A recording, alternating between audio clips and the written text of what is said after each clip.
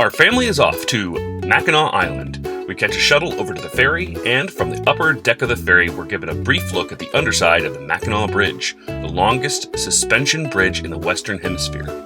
After a short ride over to the island, we walk straight from the dock onto Main Street, where you'll notice two things very quickly.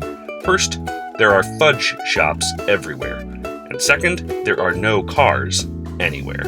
If you want to travel on Mackinac Island, you either walk, ride a horse, ride a bike, or take a carriage, which is exactly what we're going to do. Carriage Tours takes tourists all over the island.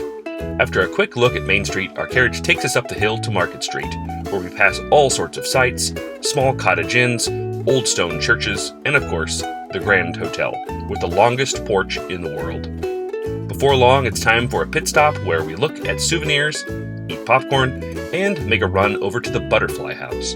Our kids loved the scenery, watching the butterflies fly freely everywhere, and loved it when they landed right on us. From there, it's time for the second half of the tour, which drives us through more of Mackinac State Park.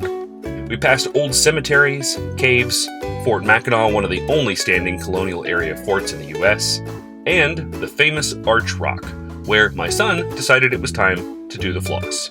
After the carriage tour, it's time for lunch at the gatehouse and time to sample some fudge. And some more fudge. And some more fudge. And some more fudge. But seriously though, if you have kids, one of the best way to see Mackinac Island is to take a carriage tour. Our tour guides were very informative and very entertaining, and we got to see a sample of the island before we set out on foot. Oh, and enjoy all the fudge.